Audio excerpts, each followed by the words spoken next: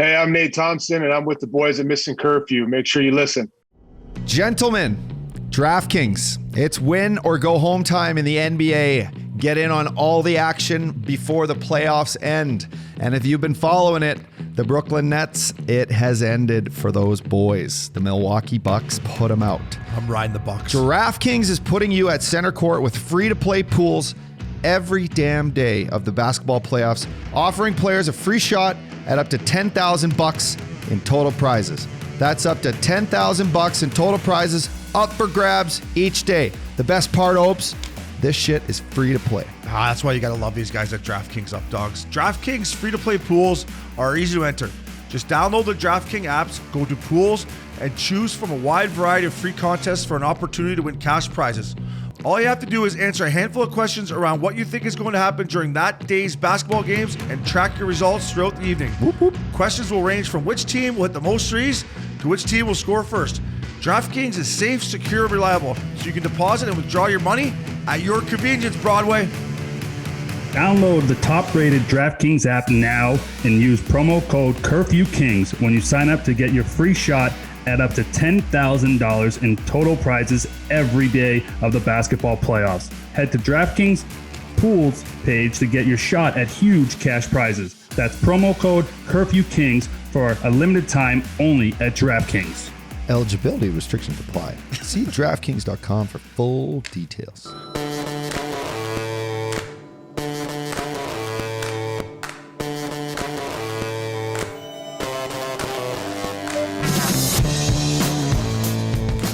Ladies and gentlemen, welcome back to a fresh new episode of Missin Curfew. I'm Shane O'Brien. And I'm Scotty Upshaw. The Updogg. What's happening? We got another new episode here for the boys. We got a little U.S. Open recap. A shout out to a men's league team that's been doing some fucking all year. The retro jerseys. The great one throwing his hat in the ring in Las Vegas with some lacrosse. Looch slamming beers outside the Rogers Arena. Playoff hockey and much, much more. William Scotty Updogg.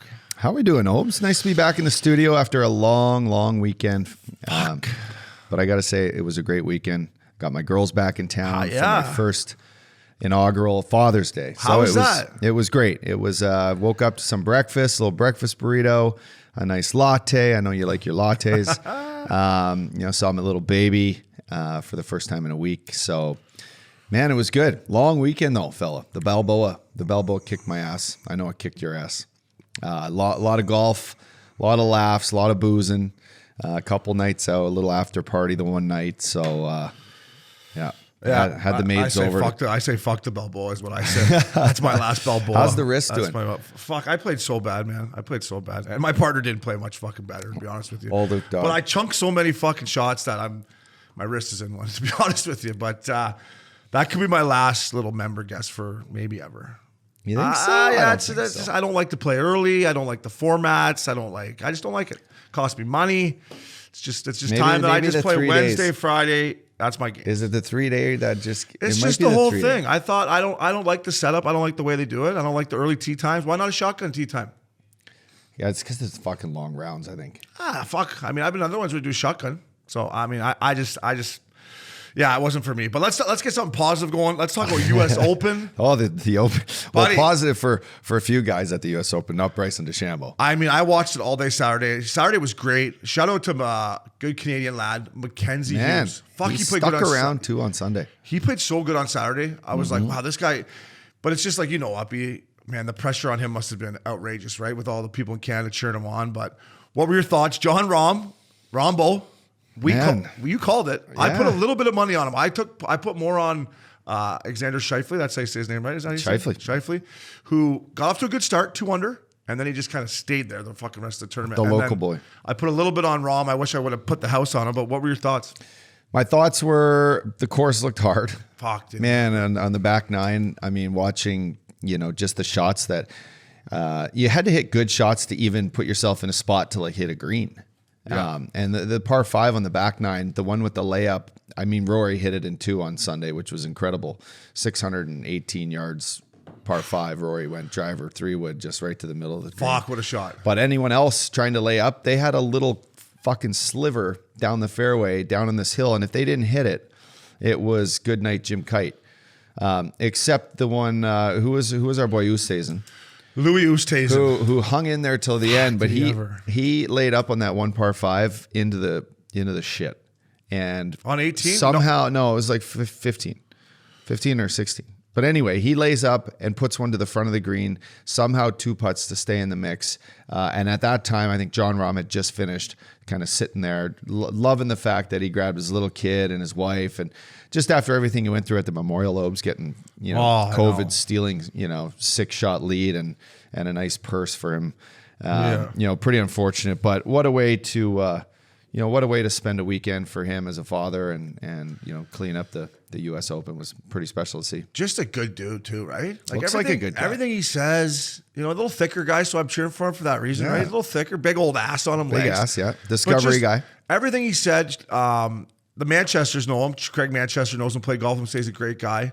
But everything he said after the COVID situation, Uppy, and handled it like a pro, and then to come back and absolutely stripe it. And listen, you're a lefty, but any righty golfer out there knows if you have a left to right putt, especially on Poana greens, times a million in the U.S. Open, to can both of those and pumpernickel it, that was Tiger-like, man. That was fucking, I was like, holy shit, I'm seeing something special here. Yeah. Yeah. And even if he had to 2-putt one of those, he still put a little pressure on the guys coming in.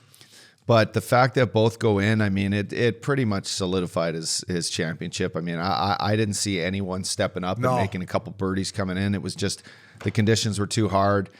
There was no one really vibing and really feeling their game down the stretch. And, it's good for the highlights. Good for him as a young player, with first Spaniard to win a U.S. Open. So that's huge. And it's good on golf. Good on golf for a young guy like that to step up and take down a championship. Did you happen to see the putter Rahm was using? It looked like the old Odyssey, we got to get a picture of that. Princey can maybe pull it up. It looked like the old Odyssey, mallet one. Is that what you call it? It is an Odyssey because he's a Cleveland guy, right? Well, now he's Callaway. Callaway guy. He was TaylorMade, and then he went to Callaway. But it just looked like, remember that old Odyssey putter they first had back in the day when we were kids? Yeah, the 2-ball? The 2-ball. No, like the half kind of mallet one. Okay, but, yeah. I don't know. Anyways. I was a blade guy. How about DeChambeau? I was like, after the front 9, I'm like, this fucking guy's going to do it again to me. He's going to ruin my Sunday here. I just ordered some Postmates, Bear Flag. I'm like, this guy's going to ruin my fucking Sunday. And then he turned into Shane O'Brien on the back dive. Yeah, that was beautiful. He started just spraying it everywhere. The only thing with that is you don't have an opportunity to just start drinking if your game goes bad. Fuck, it was so funny. That David Faraday, he blocked one. Or hit over the green on 13, the par 5. Remember the par 5? That's the one you're talking about, Rory hitting the that's the one, 13. He hit it in the rough, hit in the rough again, hit in the bunker, and then fucking bladed it over the bunker. And he went up there, and his ball was sitting beside an empty case of Stella cans. And Faraday's like, he's going to get relief from the cart path and those Stella cans, but he may want to drink one of those Stella cans or something. So. I had my money on Max Homa every which way. He didn't have a great showing, but our shout out to our boy. And then my big bet was Koepka. It was Koepka to beat fucking Bryson DeChambeau, and it didn't look good down the stretch. Koepka finished first, with a few holes for Bryson to play. I think Koepka was -2. Well, what an effort to come back too from Koepka. I love the way he played, and then just watching that cheap tent fold like that was absolutely perfection. So a little $500 credit for the boys at Missin Curfew there. I love that you bet both those guys because that's like the biggest rivalry in golf right now. But you didn't put any money on Ram because you took. I was hammered the night before the thing, trying to get in some bets before bed with an early tee time, like you said. I even got up fucking before my tea time to get a swim in Thursday, and I still shot fucking a million. But U.S. Open never disappoints. Hey, Torrey Pines. I think they should come back there. You don't have to worry. One thing about Cali, you don't have to worry about the weather, right? Sometimes on the East Coast it rains, course gets soft. I thought it was a great U.S. Open. So congrats to Rombo. Maybe Manchester invite us. Well, you're a Discovery guy. Get us out there and play with him maybe, right? We should. Yeah, he comes down and plays at the boys' track in Palm Desert all the time. Toscana. Yeah, so we got to get out there with him there. This little ride for us. I agree. Updogg, shout out to these beauties. They just won their men's league. They're called the Hell Skells. They're from Hell's Kitchen. They're firefighters from New York. Tough motherfuckers. All year they've been giving out this guy fucks t-shirts to the player of their game. And I think the guy bangs down a pink Whitney as well. So you get a This Guy Fuck shirt, you get a pink Whitney, and they won the league. Their goalie, I guess, absolutely kicked. He got the This Guy Fuck shirt. It's awesome to see these guys because they're just beauties. They're fucking built like me. They got fucking barrels and they're just hanging out fucking. But listen, man, congratulations to them. And we're going to do something. We don't want to announce it yet. What's their Instagram?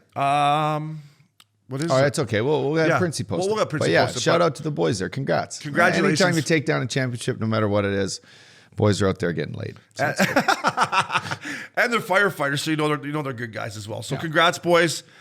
Updogg, you called this at the start of the year when the retro jerseys first came out. You said the Colorado Avalanche one was the best one. by far. And fuck, were you right? Voted by, I believe, the players and the fucking media. Or maybe probably just a the few players. babes out there who might want to attend some games at some point. They won the best retro jersey. Just your thoughts on it. It would have been cool. You said before we came on air here, imagine Colorado played Montreal. If it would be Vegas, we could have had that retro jersey of the Nordiques against the Habs. That was a tweet sent out, I think, by someone. I don't know. It was maybe Carey Was it Rick Price. Rowley that said something about Something. that? Yeah, I think it was an We actual talked about player. that. Oh, was it? Okay. Yeah. But an absolute shelling of a competition. I think right from day one, I knew that white with the purple, the Nordique, was coming at you. It's coming at you hard. It was. And lucky for us, we got to see it at Tahoe. You know, the day they walked out underneath that tunnel on the lake in the mountains. I knew that was the jersey. That was the one I wanted. Whether it was getting a McKinnon or Landy Landy or Bo Byram. or Byram. I wonder if Bo Byram never got a fucking another chance. I in the had him to win the playoffs. rookie. It's still in my bets here. It says the Calder Cup. They just announced the Calder trophy. No, they just announced. Okay, so it's coming up. So coming then up. my bet will lose because I think I had like a 200 to win. You know, maybe $4,000. I wonder if he played. Did he play like not enough games that he could be a rookie next year? I wonder. Let's hope. Let's hope Because then that bet stays in then there. the bet stays in there. But yeah, I mean, I talked to my one buddy in Colorado about why Bo didn't play against Vegas because I was like, why don't you throw him in there? And they're like, just You can't mess with the head injuries. the head too. injuries. Plus- He's young, and just to throw him in there against Vegas. Yeah. Like, fuck Those that. are big boys. Those are big boys. So that jersey did some fucking to the Avs out there. If you want to send us one at Missin Curfew, we will take it. The Updogg called it right away. Hey, have you ever been out in Quebec City? I know you played there. Yeah. Have you partied there? I mean, it depends what age I was. Like, have you ever been there when we were older? Like, no. No. No. I hear good things. I hear great things. I mean, I bet you our boy Russ Corn will tell us good stories. Rusty for sure. Maybe we'll make our way out to Quebec City before the next one. Yeah. Uppy, the great one who, obviously we have a lot of respect for, you played for. Him and DJ, and I believe one other guy, I can't remember who it is right now, but they're bringing a lacrosse, an NLL team to the Las Vegas, to T-Mobile. I saw a video of the great one. He was snapping. Man, he's got some hands. Fuck, he's got some hands still. I was like, is this thing edited or something? Like he was catching them.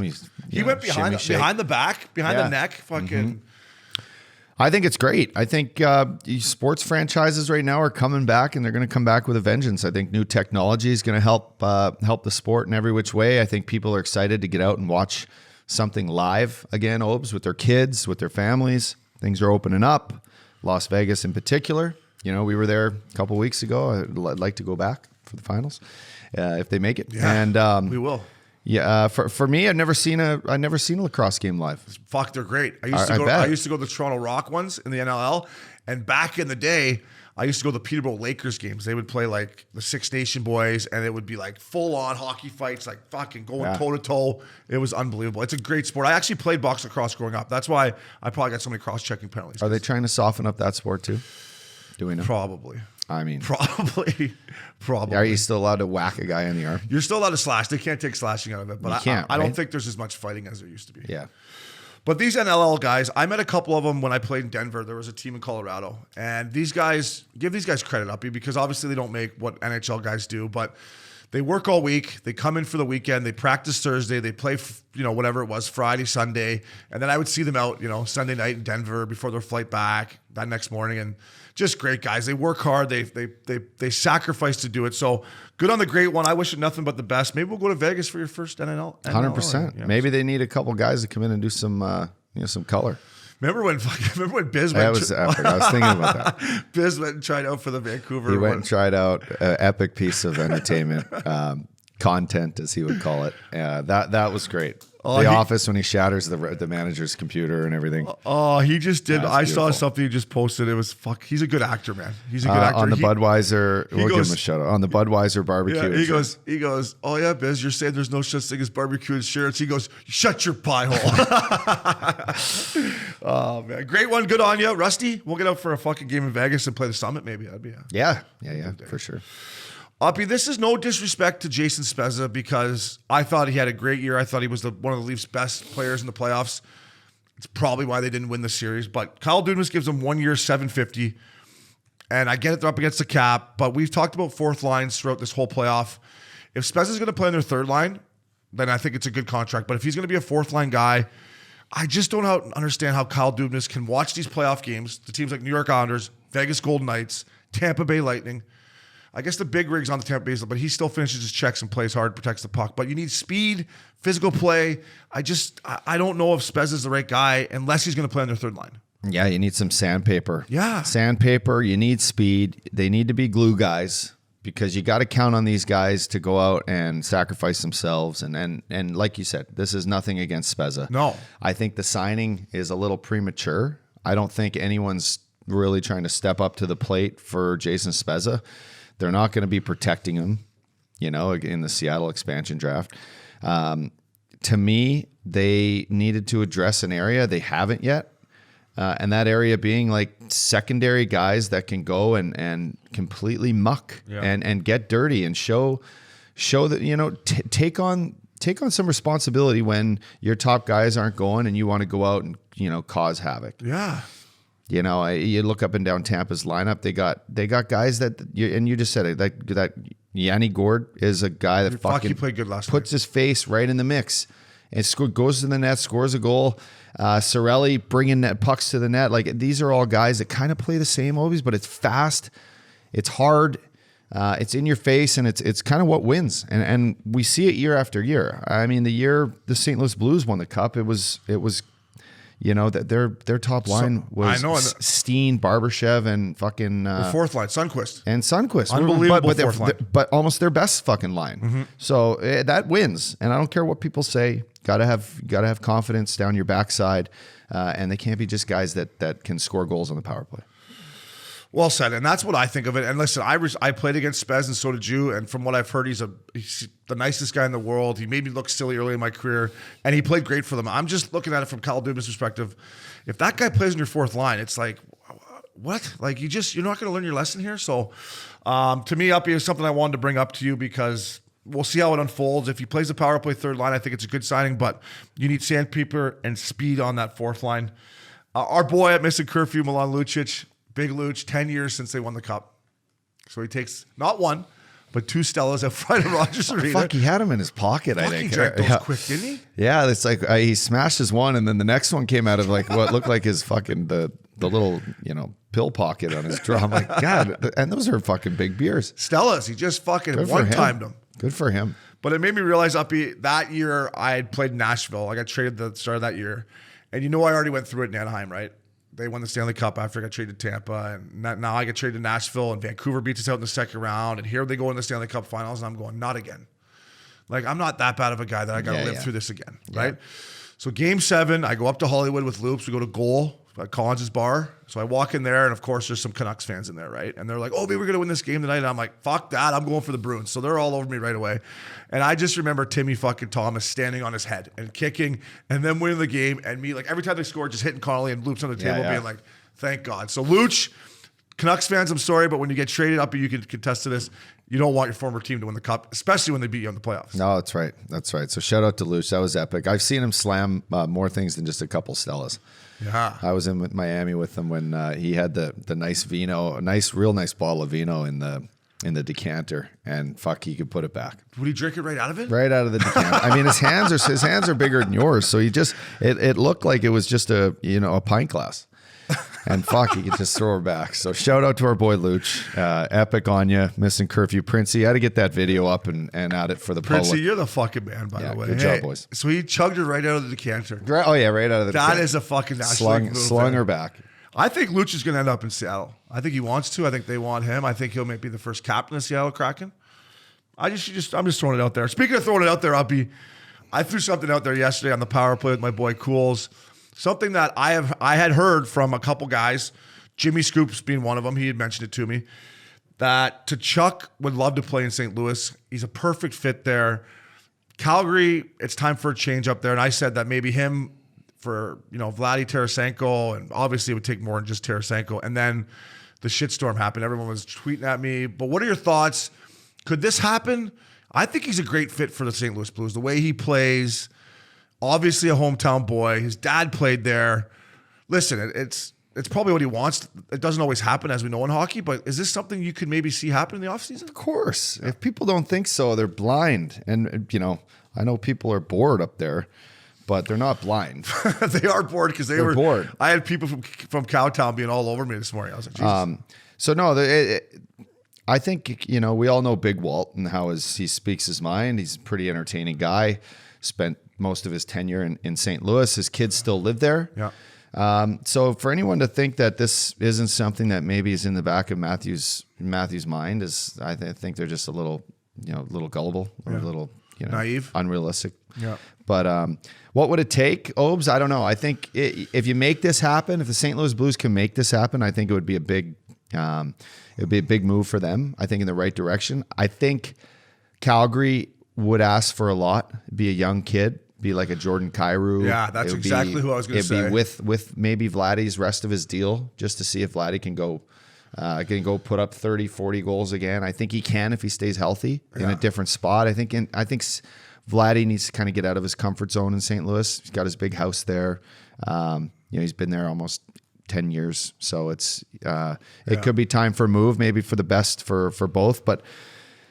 It probably had to be money in, money out too, right? That's why. What kind of term can Matthew Tkachuk comes with term? He's going to be well. He's looking to resign. He's going to be re-upped. Yeah, you're not just going to give this guy a 2-year deal. So he's got 1 year left on his deal. Yeah, and then you're going to have to pay him what, 8, something like that. Maybe more. Yeah, maybe more. That's why I was saying Vladdy goes the other way to get him off the books in St. Louis, but he has a no trade. I don't believe he has a no move. I think he has a no trade. So that all that means is Seattle could maybe scoop him in the fucking expansion draft, right? Because they could unprotect him, and Seattle says we'll take the big Russian. Yeah, I don't know if Army's up for. Our Army's a pretty thorough, well thought out guy. Like he doesn't make bad decisions. I don't think when it comes to keeping his players or letting players go or buying players out. He's always. I think he's got a record where Obie he hasn't bought out any of his signings, his free agent signings, since he's been there. What a guy. Yeah, so fuck. I would have loved you, bud. No shit. And then look at like their defense core. Who are they going to keep? Are they going to keep? In this expansion draft, Would you trade Colton Parayko in the Tkachuk trade? Would you throw him in there? I wouldn't. I think he was hurt this year, and I think he has a lot more upside being a younger guy and his size. I think when he's healthy. He's probably one of the best shutdown D-men in the league. And those guys, you can't replace the shot. You can't replace that shot. I'm just thinking of a guy that's a guy Calgary may be like, well, all right, we want him. Because Gio's getting a little long in the tooth. Who knows what's going to happen with him? Yeah, and he's an Alberta boy. That's big time. You know what I mean? So what about Torrey Krug? Are they happy with Torrey Krug? I can just say from my personal opinion on Torrey Krug, I thought it was a great signing. You broke the signing. You broke the news. I thought a good feeling that they were bringing in someone that could handle some power play time and be an offensive guy, Obes. And that was why Torrey Krug's name got brought up. He wasn't there to replace Petro. I don't think no one could replace the two-way, eat the minutes type of guy that Petro is. And I don't think they tried to. I just think they tried to add a quality guy and they had to pay for it. But Torrey Krug comes with a price tag, and was he up to that price tag this year is my question. Yeah, I'm going to say he wasn't. And I thought Uppy, and I was wrong too, with Pietrangelo leaving town, I thought with Falk and Krug that would fill the void. And you make a great point that Parayko was hurt all year. That changes everything. I'm going to give Krug the benefit of the doubt. You've been in Boston forever. You sign a big ticket. You come to a new team. There's COVID. You can't really get comfortable. You're fucking here and there. So many guys. I think with a year of training, another year of training where he can just get back to neutral, come into training camp with fans, with everything normal, go out for beers with the boys, because I think he's one of those guys. I think he bounces back. And the Tkachuk thing that makes sense, and Army better than me, is the Blues window is, I think, 2 or 3 more years. right? I think they're like the Bees. They got 2 or 3 more years to win another one. And I think Army knows that. So I think if you can bring Tkachuk in his prime right now and throw him in that team, the way he plays, he's a perfect St. Louis Blue. Yeah. So yeah, I don't that window. Fuck, You I don't think know it's about that longer than window. that? No, Yeah. I don't know. I don't know. I think Robert Thomas needs to be way better than he has been. I agree. think him winning early in his career maybe has made him feel a little like, this is easy. yeah, I already got my cup. I got my cup. I don't. Robert Thomas to me isn't good enough to even be put in that category as a top 2 centerman in the league yet. So they need to address that. Jaden Schwartz played with a torn oblique in the playoffs. He could barely skate.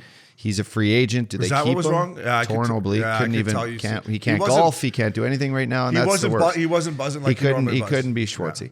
Yeah. Braden Shen. Is Shen going to be able to push the envelope and play beyond his years? He's Can his body hold up? can his body hold up? He plays fucking He hard. plays great with a guy like Schwartzy. Yeah. Schwartzy makes everyone around him better.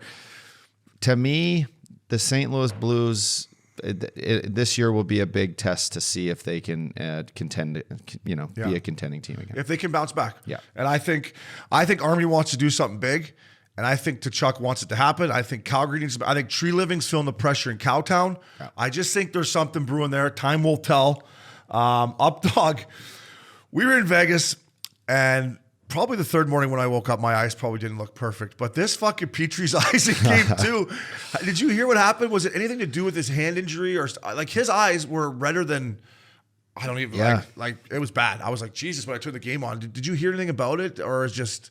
No, I never didn't. did. It was, I don't know, man. Maybe he's allergic to something, Maybe there was a cat running around the dressing room. I don't know. That would fuck my eyes up. He looked like he's at the Spearmint Rhino until fucking 7 a.m. Yeah, and or the Chez Paris in Montreal. Because it was in Montreal, game 4. But he came back in game 2. He came back in game 2. His eyes were still mangled. His eyes were as red as that fucking thing. Oh, behind then that's you. the answer right there. I don't know. It was smoke. It was smoke going on in the Rhino.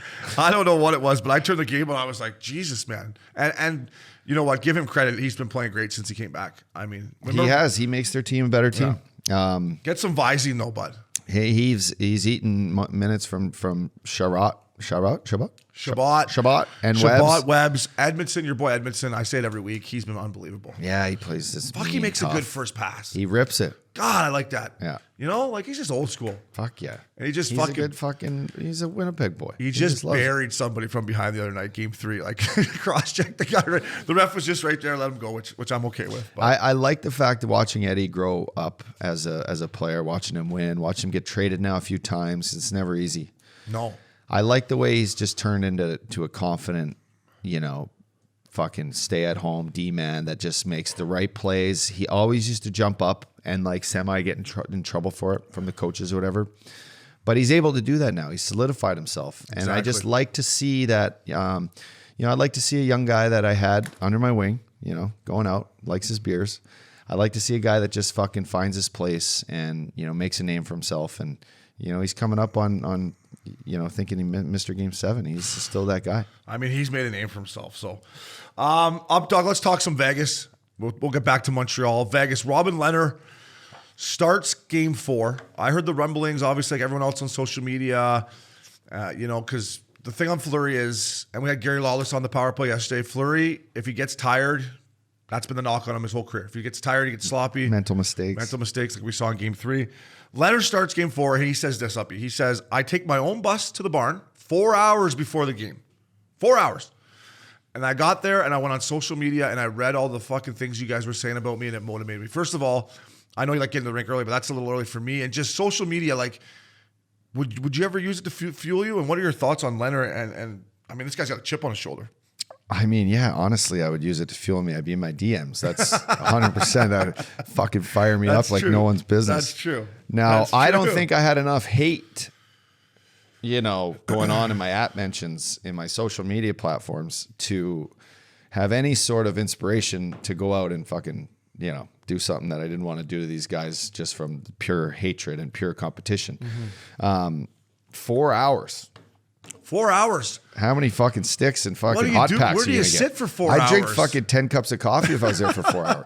You would probably chew two of these tins I of would Cannadips. chew fucking 3 tins of Cannadips, lip boomers everywhere. I mean, listen, I I was a second bus guy. You're beating the coaches there if you go 4 hours. You're beating the trainers there. The trainers are even having to shut down at that time, aren't they? That would actually piss the trainers off because they're supposed to be there before you. Speaking of trainers, Frosty went to a Foo Fighters concert at MSG. Did he? Yeah, he sent us a pic. Frosty, the man. Oh, nice. They brought up David Chappelle to sing "Creep." He actually did a pretty good job. Oh, yeah. Creep by Radiohead. "Creep" by Radiohead. Sweet. Yeah. A little cover. A little cover. Call. Foo Fighters, MSG, first concert back there. Frosty was there. You beauty. But yeah, it could piss the trainers off because that's the only time they get to relax. Yeah, that and when they're getting that free meal at the rookie dinner. Absolutely. So Game 5 is tonight. Leonard or Fleury, no one knows yet. Who do you think is going to start Game 5? I mean, Leonard played great, Obes. He played unbelievable. He stood in there in Montreal in front of fucking 3,000 fans, and he kicked, and it worked, and they got to where they need to be. It's a best-of-3 series. Who starts for me? If Fleury's rested, I think it's a conversation that the coach sits with him and has. And I think Fleury's a competitor. I could be completely wrong here, but I want to say Fleury starts. You know what? And it's not, I mean, it's a great, I agree with it because Pete DeBoer came out and said after the game that the reason he didn't start Fleury was for rest. So if it's rest and now Fleury's rested with a couple days off, and we saw it, Uppy, in Vegas, they love that. They love Fleury. I mean, when they announced it before the game, it wouldn't surprise me if I'm Pete DeBoer, which I'm not, I would go back to Leonard just because, fuck, he looked big in the net. Hot hand. He looked big in there. Like, I don't know. He looked big. He's, I don't know. I would go back to him. Be interested to see. Shout out to Braden McNabb. This guy fucks. I mean, he had 3 or 4 open ice hits in game 3 or 4 that you don't see. Like Rob Blake coming back, ass boom. Like, unbelievable. Yeah, exploding. Scored a big goal in game 4. Yeah. I love this kid, and Let's send him a T-shirt. We should. What's your address? Alex Tuck. I want to say something about Alex Tuck. Listen, you're big, you're skilled, you're fast, you got an unbelievable shot. Take the fucking puck to the net. All right? Enough going around, out the outside, up to the blue line. Get your, like you said, Sorelli for Tampa last night. You see Take that fucking thing there. You know, you did it. Go to the net. Yeah, you're going to get hit. Yeah, you're going to get a stick in the face. Yeah. But you're going to create a rebound. And you get a chance to barrel fucking Carey Price Barrel him right over. Tons. And guy like Upshaw will come to the net behind you. I'll bang it in. I love his game. I think, and listen, it's not easy. Going to the blue paint, it's not easy. Shea Weber's waiting for you there. Petry's waiting for you. You're going to get hit. But I've just had enough of this shit of him going around and around in circles. Yeah. So to him, and embrace the pain. Embrace Tuck the Diddy. pain, Tuck. We need it. And Uppy, real quick to close out Vegas, their power play. I was not a power play guy. You were early in your career. What have you seen? For me, I just don't see enough one-timers. But what's your thoughts on their power play? Because it's not only struggling, Updogg, it's costing them momentum in games. When they'll get a power play, and then the momentum will go back to Montreal. 4 for 37 in the playoffs, and the fact that you're just in the third round is shocking. Yeah. You don't advance when you can't rely on getting a man advantage for either just momentum, like you just said, or to get a goal, man. Timely goals. This team is better off just to play 5-on-5, or to create momentum on a penalty kill. So it has to be addressed. For me, Obie, I look at it, I'm not, I haven't broke down X's and O's. I used to actually a lot being a penalty killer down the stretch, and figuring out, how to disrupt a good PP. But for me, it starts with, Petro to me, and Shea Theodore are 2 guys that walk the line almost as good as anybody. Fuck, they can walk the line. But it's creating traffic. It's being in front of Carey Price's eyes. If he sees it, he stops it. It's second and third opportunities. To me, and I've said this before, a good power play is winning a draw and taking a fucking shot within the first 3 or 4 seconds. So you're just getting out high, boom to the middle, and pound it. And pound it. Yeah, I agree. Make the penalty killers turn and face their goalie and panic. Then things open up. Seams open up. You get the puck back. Don't win the draw. Kind of all get in position, put it to the half wall. Exactly. Fucking boom, boom. 2 guys at the net, shoot it, create a little fucking havoc. It's a great point by you. And as a PK guy, and I was myself, the worst thing for the PK guys is havoc. Or having to block a shot off your foot right off the bat. If you keep going like around the box for PK guy as you forward, we love it. But you pounded the middle, and now there's traffic and pucks and bodies. Fucked if I know who I got, right? So I agree with you. Get it out there and pound it. Shea Theodore, I love you, Theo. Shoot the puck with a purpose. Take the fucking head cover off, right? Totally. Lean on it. Yeah. Lean on it. You know what I mean? Because obviously we're pulling for Vegas, right? I got so much money on Vegas. If they lose this series, I'm fucked up, Shaw. They got Nah, they're winning. All right. Yeah. So shoot the puck, Theo. We love you. Petro. Get to the net. Get to the net, boys. Stone. Fuck, Pacioretty, Bang one Stoner. in. Come on. Montreal, to the fans of Montreal, I saw before game 3 outside the Bell Center and after game 3, there wasn't a whole lot of social distancing going on there. It was a fucking... It's Montreal, the old days. Everyone's just thumping everyone. Yeah. Listen, I don't want to take anything away from Carey Price, Shea Weber, Edmondson, Corey Perry, Stahl, Mark Bergeron for bringing veteran guys in. I mean, Perry's face right now is great, right? He's got a fucking chin. He's loving it. But let's be honest, they're fucking boring to watch. They sure are. Right? But you said it before we came on the air. It wins, doesn't it? It works. Is there something wrong with hockey that wins, or is that just... I mean, fucking the New Jersey Devils and the fucking Lou Lamoriello days. It's defensive hockey wins. And a good coach will tell you at the start of the year, you keep the other team to 1 or 2 goals, you're going to win most of the games, Obes. Yeah. They put us to sleep watching it. They put the other teams to sleep trying to play it. That's true. And come the end of the game, when you have a good goalie and your guys play hard, and to me, I think boring hockey is only boring when you completely shut down the offense. Now, if you look at the way Gallagher plays, that's not boring. To me, Gallagher plays like a champion in the playoffs. He steps up. He puts his face in the fucking fight, which Absolutely. you can tell. Just look at him. Greasy stash, but he plays like a champ every shift, and it works. And to me, Cole Caulfield is a world-class offensive player, Obie, and he is, to me, the standout MVP for offensive play for Montreal. I think he's made everyone around him better. Toffoli in the first series. Right now, he is making what's his name better? Who scored the fucking Josh 2 goals? Anderson. He's making Josh Anderson better right now. I'm going to give Josh Anderson some love as well. He's playing hard. He's playing hard. He's going to the hard areas. He's creating fucking chances with his skating. And to me, those guys right now are the ones that are stepping up for Montreal. When they play boring and they shut them down, these guys play good offensively. They're going to find a way to score a couple goals, and that's the trouble that Vegas finds. And listen, if I was on the Montreal Canadiens, I'd be playing the same boring hockey. I'm talking as a podcast guy now with you and a fucking fan of the game. When I watch it, I'm like, but it wins. And Josh Anderson in game 4 had 10 hits. I mean, he has to continue that. I love that kid. Mark Bergevin, what a fucking pickup from Columbus. No disrespect to Max Domi, because I like Max too. But Josh Anderson, 10 hits. Game 3 got him going with the 2 goals. It was the Fleury miscue, but hey, sometimes you need a little luck. So I don't want to take anything away from those veteran guys. I love veteran guys. Webbs, I love you. Paris, keep her going. Just sometimes I got to fucking wake up, halfway through the fucking first period. Updogg, love you. U.S. Open, what a time. We got our boy, Broadway, Jimmy Scoops Hayes.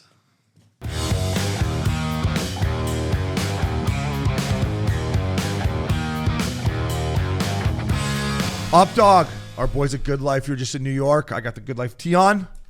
Yeah, that's a nice new color you got. Yeah, I like Maybe, summer. and it's a 10. I think it's the 10. All that pool work you've been working. Yeah. The No, it's pickleball and the it's coming pool along. work. Do you wear your GoodLife when you play pickleball? I sure do. I wear my GoodLife shorts when I play pickleball. I wear my GoodLife tee, and a lot of times I wear the GoodLife socks when I'm out there playing.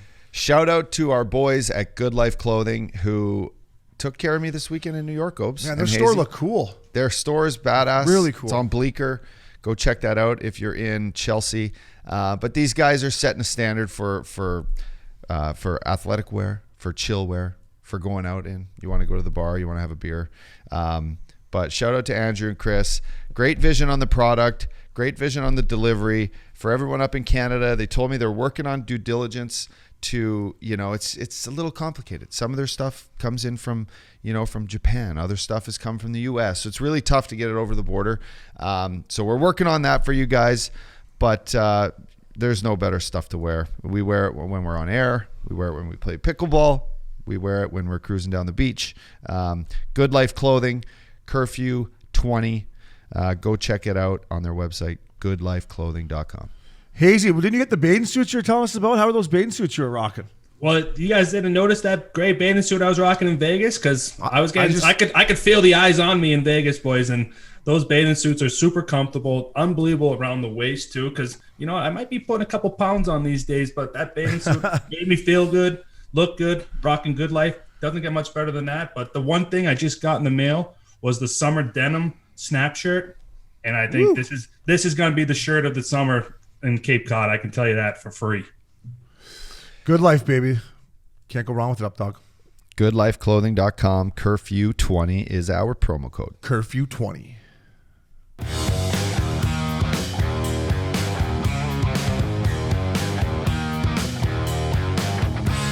Updogg.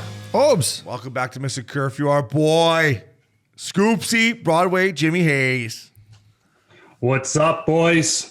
How was the Father's Day weekend for you guys? I had an awesome weekend until Sunday night. Sunday night on the way home, got into a little car crash, boys. So everyone's good, but the wifey took a little heat from that thing. God damn. Did you bust your nose, by the way? You did, eh? No, not me. My nose is always just like that. This nose always looks like that. Well, we're glad you're all right. My Father's Day was Bear Flag and U.S. Open, but Uppy, you had a nice one, right? I did, Jimmy. For me, it was my inaugural Father's Day. I was Izzy came in the room at about 7:30, jumped on my bed. I hadn't been asleep for too long because it was a long weekend, but it was beautiful. Lots of praise. It was nice talking to my dad, my brother, who's a father as well, and then just kind of being part of a cool group. And you've been part of that group for a few years now, but nonetheless, a beautiful day to be alive. I'm happy that you guys are all okay up there. Yeah, that was scary. Yeah, we got to be looking out for Missin Curfew and all their families. So we're happy that you guys are good. First of all, to my dad, Pitter, I talked to him and he's like, "Yeah, you had to tell a story about me being drunk, didn't you?" So Pitter, I did too. Pitter, I'm sorry, buddy. I love you. Happy Father's Day. I couldn't have done it without you, fella. The people want to hear the drunk stories, Pitter. All right. And let's be honest. Yeah, they love them. The apple doesn't fall far from the tree, buddy. So me and you are in this together. But Scoopsy, let's get right into it. What's going on in the East or whatever they want to call it? First of all, did you take Tampa last night? I did. I'm back on the winning tracks here, but I had a tough week last week with Vegas, Montreal. Just that Vegas is big favorites and lose 2 in a row. That's gonna make the bookie happy. So I love taking the heat too from the fans. Keep giving it to me. But I'll be giving out picks this week because now that I got 2 wins in a row, I think I'm back. So let's go. Berard was texting me before Game 5, being like, "Who's hazy on tonight? Who's hazy on tonight?" Because he was going to go the other way. So, just your thoughts on the Game 5, Scoopsy. I mean, Tampa was humming. What'd you think of it? Man, this Braden Point, he is just a special talent. Like I knew he was good. He was coming on the scene even like last year, but what he's doing right now is insane, and he's just finding the back of the net. And I think this kid is like, he just separated himself. What is it, like 8 games in a row? He needs 2 more games to tie the record. But his presence and their goaltending, it's just, that's going to be a tough team to beat. And I don't know what the Islanders are going to do now. You bring in the backup goalie last night. He gives up 4. Like, what does Barry Trotz do? Just fucking flip a coin for Game 6? Like, these kids, no confidence. But I don't know. I'm scared for the Islanders right now. Steven Stamkos scoring 2 goals. Killorn's been a beast all playoffs. This is. I think the Islanders are in trouble. Let's start with Point. I mean, if you're a right-handed shot, let's say Mitch Marner. Mitchy boy, I don't know where you are, what you're doing, but maybe watch this guy's game because I'm not saying it's easy, Uppy, but he obviously he has skill through the roof, Braden Point, and we all know Mitch Marner has skill probably more than Braden Point. But he goes to the net, he gets in the dirty areas, he finishes his checks. Yes. I mean, he just gets rewarded. He's like a he's like a rich man's, Brendan Gallagher. Yeah. Because he is like he's got better finish. Yes. Well said. And he's got great hands, but look at the way they play. They play low. They don't play super fancy. They shoot the puck. And quite frankly, they in terms of the way they play, they make everyone around them better because they know that they're playing direct hockey. They know where the puck's going to go. They know if they don't have anything that it gets deep and that it's not this turn back fucking sauce pass here. It's playoff hockey. And you touched on it right. That's a great point. Watch the way he plays. Everyone else, for the guys in the league who aren't playing right now and are golfing, teeing it up. Yeah. And you're not teeing up at Big Canyon. Teeing it up. Watch the way these guys play because they play this fucking deep in the season for a reason. Mm-hmm. So absolutely. It's a great point, Uppy. Like you said, all these kids like Mitch Marner and stuff, they're high-end talents. Like, I'm not going to question their ability. But like Braden Point, there's no guessing with his game. He's got ridiculous skill, and you know what he's doing. He's pulling the puck to the net. He's going to go in on the forecheck. And I think that's the biggest difference in some of these high-end skill guys. You don't know if he's going to pull up or do a spinorama. He's playing it simple, and he has the most skill in the world. It just makes it so much easier for everyone else on the ice. And he's got great finish, like you Great said. finish. Fuck, the one he scored the other night where he went short side top titty, like where he's in tight and fucking flipped it up there. I mean, that you can't teach, but just everything you set up that he does is so true. So Braden Fuck, you're doing some fucking. Braden Fuck. You're doing some fucking. Stammer, I got to start with Stammer. I'll start first. Listen, I think something's wrong. I think he's got a bad hand or something, because he was fumble fucking the puck all over the place in the previous, 2 or 3 games. And even at Loops, I was talking to him over the weekend while we were shooting 110. And it was like how the puck was bouncing over his stick and stuff like that. So there was rumors. Obviously, they took him off the top line and put him down with Killorn, who's amazing, and Sorelli. And last night, I just thought, Broadway, we'll start with you, but Stammer, the first goal's luck. I said he would score a power play goal just like that. And I mean, what he brings to that team, even if he's struggling, you can't take Steven Stamkos out of your lineup at any means necessary. No, but like you said, is he struggling? I think it's kind of weird. I've been watching like a lot of the playoffs, obviously, and the fumble fucking has been huge, like, especially in that Vegas Montreal series. We passed the puck back to the D. It was like out of the zone when I think it was like game 3 or 4. I was like never going low to high again. But with Steven Stamkos, he might be hurt, but I think switching him up, and it's almost like a wake up call, kicking the ass. Like, we know you're one of the best players in the world. You just got to give us more. And he goes out last night and delivers. And that's kudos to him. That's being a leader. Yeah, he's been there, and he plays Exactly. with confidence. And whether he's hurt, to me, it didn't look like his hand last night because he shot the puck more than anyone. Yeah. But would you say he has been fumble fucking? Yeah, and that could be anything to me. That could be a shoulder. Yeah. That could be an elbow. Yeah. Could be could be a shoulder. To me, it doesn't. And the reason I don't think it's his hand is he's not really hitting anyone. He's not finishing like checks and stuff. So that to me means that it's maybe upper body, maybe hip, oblique. He's not moving like he does. But the way he shot the puck last night, unless his hand was just taped and he was, just feeling confident on a couple perk daddies, then he is. then it wasn't his hand, because last night he played like the Steven Stamkos of power play Steven Stamkos that he's always been. Yeah, it was unbelievable. To the Tampa fans, you had that place rocking. It definitely helps when you score 8. Let's touch on Killorn real quick. Killorn, how do you say it, right? I'm going to get taking some heat. Yeah, Killorn. There's no H in it. Killorn. I fucking saw this guy at Coachella years ago. He was a fucking beauty. He was rolling with a good crew. I got to spend a little bit of time with him there. But, man, he's one of the most underrated guys right now, Scoopsy. The way he's playing, his energy, his passion, his compete. I mean, it's no secret why he's having success. No, and that's right there, as you said, like, you get rewarded when you play the game the right way. When you're not cheating the game and you're looking for the easy way out, that's when you start struggling. And he's having this success because he goes to the net. Like, he goes right to the net again, puck shot at him. They're going in, but that's paying the price and being rewarded. I played against this kid in college. He was at Harvard, so he's probably a wicked smart kid too. Wicked smart. But you like apples? How do you like those apples? I got a number. How do you like them apples? But he's just a kid that's, he keeps continuing to impress me every single year. I wasn't sure who he was in college, and he goes to the pros, and he's been great. I mean, if his contract's coming up here soon, I don't know what his contract status is, but he's going to put Tampa in a bad spot because he's performing, and he's performing in the playoffs, and that's when you get paid. If you're Kyle Dubas and this guy comes across your table, trade whoever the fuck you can to get this guy, because he'd be a perfect fit in Toronto. I don't know why I keep bringing up Toronto. Maybe it's the Ontario boy. I mean, but Hazy, you're right. If I don't know his contract status, whatever, but this guy, any team would want him up. Yeah, you're right. Because I think he's making like 4.5. Well, that's going to change. Yeah. Well, that's going to go to about 6.5, 7 maybe. But you must love this guy's game. I do. I love it. I love how he goes into battles and it's body first. Yeah. He protects the puck before he gets it. I used to go get the thing as fast as I can and decide, You went full Updogg. Totally. Yeah. Sometimes that's not always the best. I always wonder why, most guys get a little bit more puck possession than me. But if you watch him, it's body position and then it's bounce the guy off the puck, get the puck. Then get your head up, then make the right play. If there's nothing there, put it on the fucking net, shoot for your buddy. But again, his recipe for playoff hockey also works, and it's led by just hard work, like you guys are saying, and being, to me, a good guy. To me, being a good guy's the better way to be. Guy. Yeah, he's a great team guy. Yeah, they love him down there. Speaking of great team guys, I had Ryan Malone text me something today about.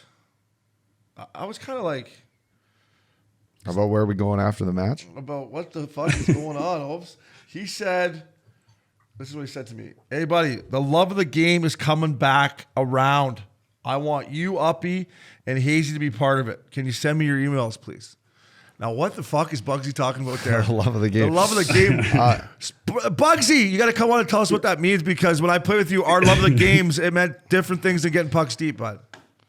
Who knows? It could be a night out. I went to Prague, Czech Republic with that guy. Yeah.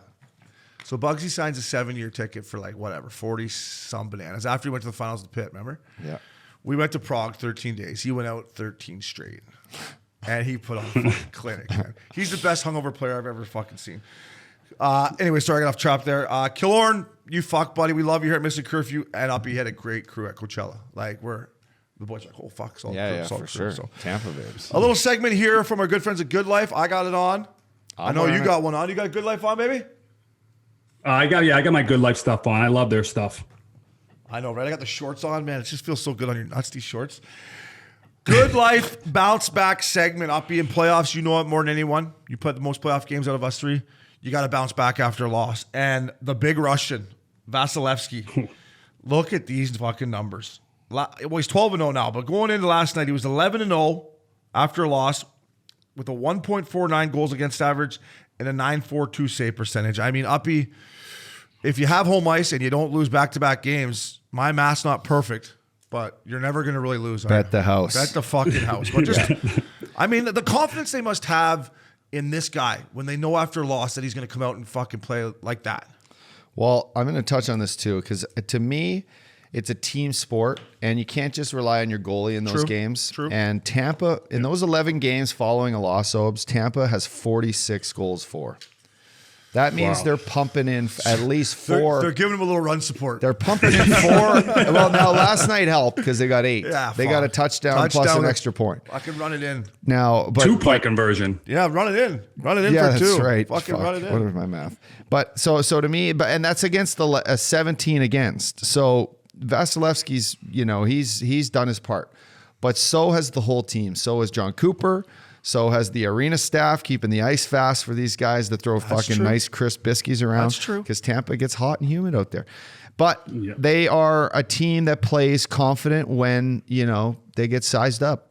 After a loss, it's when you got to grab your balls and give them a tug. And Tampa fucking steps up. So to me, Jimmy, that's the difference is their overall game and not just goaltending. I think it's everyone. Yeah, and that comes with experience, and these guys are experienced. A lot of these guys are obviously winners, and I just think when you have a goalie at that caliber, it's a lot easier as a player to get motivated for the game because going in the game, he's going to give you a chance to win. It's kind of like Carey Price in Montreal. You're going to have a shot to win the game. You just got to do your job and show up. And you know what? They've been doing that after losses. The Tampa Bay Lightning are a team not to be fucked with after a loss. It's impressive. It goes to show what you boys just said. Experience, defending champs, great goaltending, run support. That was our GoodLife segment, bouncing back. Uppy Tampa is a little hot and humid. I remember Torts made us do the 3-mile run in September. It was like 110 out there. Brutal. Get some Torts, are you fucking nuts? You don't want to get some. That should be against the law. I'm like, Torts, I'm going to die out here. Like an Andre Wallace fucking. Broadway, let's talk Islanders. Listen, they're not done. Game 6, going back to Uniondale. That place is going to be going fucking bananas. Let's talk about the Barzal cross-check. Me and Uppy talked about it before, so we'll start with you. Your thoughts on it? Was it 5? Is it a fine? Are we going to see him not play Game 6? If so, then the Islanders are in trouble. I really hope he doesn't get suspended. I thought, it was a cross-check to the face, but... Was it, though? I don't know. I didn't think it was that malicious at all. No. I thought the kid kind of took a dive. I thought 5 minutes was enough. That's all the kid needs. You have 5 in a game. There should be no suspension or fine. That's playoff hockey. The kid should have been ready for it. You're sticking each other. And, was it his glove or his stick that hit him? I think Barzal will be playing in Game 6. Yeah, it was. I mean, give Ruutu, is that how you say his name, the Finn kid, right? Give him credit. Yeah. He sold it. He sold it. Yeah, he Nothing- sure he did. fucking snapped the head back, sold it. Listen, Barzal's got to be careful, doing that at all. He's such an important piece, but I think it was probably a 2-minute penalty for cross-check, roughing, whatever you want to call it. I didn't think it was 5.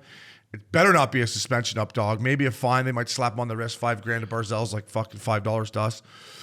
I'd say he gets away with buying this kid a beer after everything's said and done.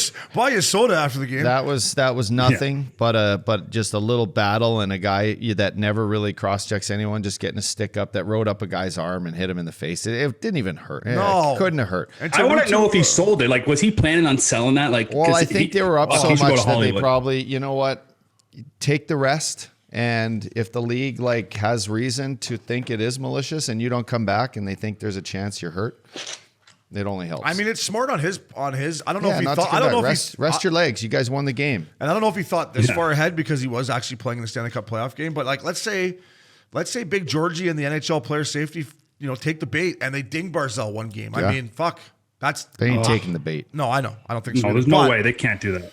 Broadway Islanders. Who do we see in Game 6? Varlamov or Sorokin? What's your gut feeling? If I'm Barry Trotz, I'm riding Varlamov. He's the veteran, experienced guy. I think they got to go with them. He got shelled early on. Give him a chance to bounce back. He was great all year, so I'd go with Varlamov. A more important question: who we taking in Game 6? Because I don't know yet. I'm on the fence. I got Tampa in the series, so I want the series to be over. But I said it was going to go 7. What's Who are you going to be gonna the take in line? Game I 6? think the line's going to be what? Tampa minus 140? Yeah, it'll be like New York Islanders right plus around there. 125 or something, 130. Yeah. I think you take Tampa. You do, eh? I'm taking Tampa. I got that in the Parlay Cafe. I said Tampa's going to close it out. I do. The only thing is, if there was one coach I want behind my bench for this game, it would be Barry Trotz. I mean, he gets his team going, but I'm taking Tampa in 6. And the Coliseum, that'll be the last game ever played there. Wow. It's a big match. Wow. Okay, Hazy, that a baby. I really wanted to see. I really wanted to see the New York Islanders, continue on. I don't know why. And you know what? I think it was. I good think for hockey. I still. And I want you guys to come to New York. we keep forgetting, boys. They're missing Andres Lee. I watched them Yeah, play. oh, yeah. I was watching them play. Not even the 8-0 game. I was watching them play this entire series besides game 1, and I'm like, fuck, they missed a piece. And then I went, oh, they're missing their captain. I mean, if they have him, it might have been a different. It's not over, but they definitely miss him. So, Broadway, great job breaking down that series with the boys. We got another segment brought to us. I got my fucking Oura Ring, but I left it. Anyways, brought by our good friends at Oura Ring. The segment's called Awards. Obviously, this type of year, Uppy, you guys are getting some hardware. Broadway, let's start first with you. Your brother played with this guy, Oscar Lindblom. Is that how I say it? Yep. Yeah. Yep. Lindblom. I mean, I heard got him it right. talk about his acceptance speech about, going through the chemo and losing all the weight and having to get back in the gym and get muscle back on. And it just blew my mind and made me really realize how lucky I was throughout my career that I didn't have to deal with something like that. And just I don't know, man, kudos to this kid, Hazy. It's pretty crazy what he went through. Yeah, and especially the cancer, it hits home for me because both of my parents had cancer and they both went through the chemo and what it does to your body, just breaking it down. I mean, this kid probably thought he might not ever play again. And then to be able to, not be able to just get back in the game last year in the bubble and see the reaction by that team. And then you kind of have this whole year. Like my brother said, it's unbelievable to watch this kid every day because you know what he went through and how hard he works to get himself back into the NHL as an everyday player. And that, he contributes to that team. And I think he's going to have a better year next year just because everything he went through, have another year of training and get that skating legs under him again. I mean, it's just incredible to be able to see a kid battle through cancer and then play in the NHL again. Crazy. Yeah, it was to me watching Bobby Ryan give the award away. Yeah, Bobby did a good job. Yeah, during it, knowing that, I think even Bobby last year getting the award, and rightfully so, he deserved it. But at the time, Lindblom was going through what he was going through, and we were all pulling for him. Everyone in the hockey community, everyone in the community in general. Such a young player with such a good attitude and outlook on life, and then being a great teammate in Philadelphia. You're hearing all these good things come out about the kid. It was an honor to see him be able to accept it, to be able to tell his story to young kids, to young families that go through this with their children. It touches home with everyone. So in the hockey community too, hearing Edzo speak about it on TV, going through what he had, and guys over the years, Mario, Saku Koivu, it touches home when it happens. And for us, sitting here to talk about it, it builds strength, man. It builds strength for our community in the NHL and for everyone. So, hats off to him and for what he's been able to do. And he's going to have a long, illustrious career and hopefully, help that Philadelphia Flyers turn things around. Well said by both you guys, and it just puts in perspective probably for him too, right? If he has a bad game next year or something, right? It's probably easier for him to bounce back. Just the character he's built from that. So when I saw that story, it really sunk home for me. So congratulations to him on the Masterton. Our boy Lupa won the Masterton, so shout out to Loops, a former winner. We went to Vegas for Loops that. won. I didn't know that. Oh yeah, no, nominated. Sorry, nominated. No, all right. Saku won it that year. Saku won it that year. He won it coming back from cancer. Yeah, but Loops came back from a lot. So Loops, good on your nomination, boys. A guy that you guys know better than me, Barkov. He wins the Selke. Took it away from Bergeron. Yeah. Just talk about a lot of drama in Boston about that. Talk about Barky, boys. There's just a lot of drama in Boston in general, isn't there? Just like, yeah. So what did they do? My fucking beer's too warm. My fucking clam chowder's not fucking hot enough. Are the Sox winning at least? As long as the Sox are winning, things are all right. The Sox are good. Sox need some pitching though. All right. Talk about Barkov, Uppy. Did you know, you knew this right from day one that he would be, just for how big and dominant and strong he is? Yeah, he's the ultimate, Finn. He's like he's a like military little fucker. Yeah, well said. Not little. He's big. He's big boned. He shoots the puck well. He passes it well. He picks off passes. He practices pretty much picking off like sauce passes. You can't beat him one-on-one. In fact, he'll make you look silly all the time. He's a great teammate. He's proven to be a great leader, bringing the Florida Panthers to where they've been the last couple of years. I think that's a big testament to him as a young captain. And it's about time he gets recognized winning the Patrick Bergeron trophy away from Patrick Bergeron. Right, Patrice Bergeron. Fucking, I'm an Englishman. Yeah. We call him Patrick. We call him Patty Bergeron. We call him Patty over here. St. Fucking Patrice. Patty It's Bergeron. fucking St. Patrice Day over in fucking Boston. Fucking Bergie.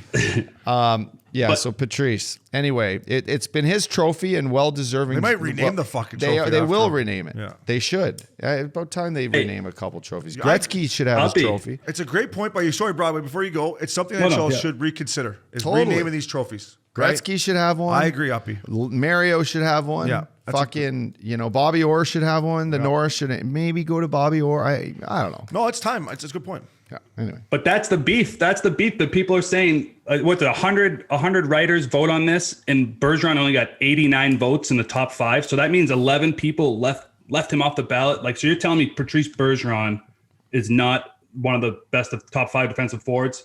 I mean, I love Barkov. I think he's a hell of a player. But I don't know. I'm a big Bergeron fan. If he wins this one, he sets the record. And when you break it down, defense is supposedly the best defensive forward. And Bergeron was better than Barkov in every single defensive category. Barkov did have better numbers stat-wise. Yeah. And he was like 58 points plus 12. Bergeron had 48 points plus 27. I mean, either one could have won the award, but it seems like Bergeron's coming down to the end of his career. This might have been his year to set that record, and the writers didn't give it to him. It just kind of, I don't know, it's kind of a shame, I think. Who holds the record? He just can't fucking. He just the fucking Bruins and Flyers are Philly. He can't let it go either way. He's just hey, you're a fucking hard on your sleeve I love Barkey. Like I think Barkey's a hell of a player. I do. No, it's just crazy. You make great points. I think the year they had in Florida has something to do with it too, right? I mean, they weren't supposed to have that year, and he was their captain, and he played against the top lines, and maybe some writers were just like, you know what, fuck Boston. They've won. They're won sick of voting for him. They've won everything. This guy's won it every year. Let's give it to the young Finn. And I'm not saying you're wrong, Hazy, because of all the things you just said. And listen, Bergeron, he never makes a mistake out there. It seems like, Uppy, so. So he's tied with Bob Gainey he's got 4. Bob got 4. Old Bob Gainey. Yeah. Now Bob Gainey, huh? He's still Yeah, he's right there. Well, Bob Gainey was part of all the Montreal Canadian Cup runs. And What about Guy Carbonneau? Was he on that list anywhere? Or did he win any? Guy Carbonneau? I don't know why I thought of Guy Carbonneau. Just because of Gaza Ranch. But sorry. Anyways, go ahead. I'm sorry. No. So, I didn't mean, mean to yes, whether he wins it or not, he still got tied the most. So he's still in the record books. It's a record that is hard to touch, man. There's a lot of guys out there that play hard both ways. The Fact Daddy. The Fact Daddy. That's why my vote will go to every year's Fact Daddy. But I don't get a vote. maybe someday at Missin Curfew we'll get a vote. So to Barkey, congratulations. Boys, this one threw me. Slavin wins the Lady Byng. And as a former defenseman, I just always thought the Lady Byng was a forwards trophy. There's been 4 defensemen besides Slavin win it. Billy Quackenbush, what a fucking name. Red Kelly, legend. And a guy we all know very well, Brian Soupy Campbell. There's been 4 defensemen win the Lady Byng. Most gentlemanly player. Most gentlemanly player. I think your D-man's supposed to take a few penalties. I just think, I don't know. I thought it was a forward award. But do we know how many PIMs he had this year? Not enough. I don't know the answer, but I'm guessing under 12. I mean, I just always thought it goes to a forward that doesn't take penalties and gets lots of points, right? What's the trophy called? Johnny Hockey. Lady Byng. Like Factor won it one year. I thought Matthews was going to win it. I was shocked he didn't win it this year, right? Like 41 tucks. Yeah. I was just Great shocked. year, But to Slavin, congratulations. I always think of it as a fucking forward award. Maybe Uppy, maybe I should start thinking of other ways. But what do you think, Hazy? Is it obviously it's an award for any position, but you typically think of forwards, don't you, when you think of Lady Byng? Yeah, I always think it's one of those guys that kind of is high up there in stats and low penalty minutes. That's why I thought the award always went to. So a forward usually outscores most defensemen. Like you got guys like Johnny Hockey's won it. Like Austin Matthews would have been a great guy to win it, like you said. Didn't Datsuk won it a shit ton, right? I mean, listen. I mean, it was an award that... Defenseman Jared Spurgeon came second, respectively. Wow. And then Austin Matthews finished third. Spurgeon was the other nominee, huh? Yeah, so they had 2 defensemen in there this year. Old Quackenbush, though. I don't know. Quackenbush won her. Billy Quackenbush, Red Kelly, and Brian Soupy Campbell. Doesn't really say his point totals this year, but maybe we can find out. Or his penalties. Because, I mean, to me, a D-man that plays over 23, 24 minutes a night, you got to take the guy out when he goes to the net. You got to get a couple fucking penalties here or there. But to those guys, congratulations. Oura Rings segment awards brought to our boys at Oura Rings. Get some sleep. Get some fucking sleep, as our coaches told us our whole career. Broadway, Jimmy Scoops, top titty time, fella. Give us a little top titty breakdown, maybe your Parlay Cafe. What do you got for the boys? Uppy. I Again. missed it. No, he missed it again? Yeah, I missed it. Uppy again. What are we going to do with this guy, Obes? He's a busy guy, man. He's a busy guy. Busy guy. Friday. Was it Thursday this week or was it Friday? Thursday night again, I think. Yeah. We got to get you dialed in. I was I'm going to start playing golf texting with your Obes. fucking reminders. I actually have the reminder, but it's set for Friday. Pops up on my phone Friday. So what happened besides the Updogg getting another fine? What happened? Well, we didn't have the best week, me and you. But at least we submitted. At least we played. At least we're gonna play. What were my numbers? Tell me my points. Your numbers. You had 64.95 points, and that was good for 49th overall. Shit. But you had some good plays. You had that Nick Waugh kid. That's what I wanted to talk to you guys about. This kid's actually a pretty good player. He's got some good skill on him. Yeah. He's been their best forward. He's been their best forward. He's been great. And that's his touch has been unbelievable. He's been unbelievable, but he's been their best forward. That's why the series isn't over. But he's been their best forward. Yeah. All right, here I got it. 40. Okay, I was 49th. Where were you, Broadway? Yeah. I was 59th, so I had a tough stretch. I had a brutal strategy. I went no goalie, and I was looking at the top titty, and everybody in the top 5 had Carey Price as the captain. I'm telling you, the captain's the play, and he went off for 48 points. He had 43 saves in that game, and that's who our winner, Wingland 15. He had 115.55 points, and he had Carey Price, Alex Pietrangelo, and Josh Anderson. Those are his big name players that he had get him that victory. But I mean, that was an interesting game. I was shocked that this kid Nick Waugh had some good plays, and then you went with Max Pacioretty, Obes, as the captain, and he actually did well for you. He had 23 points. I thought Max going back to Montreal, his first game back. They're 1-1 in the series. I thought he was going to have a breakout game, but did he have a point? Yeah. No.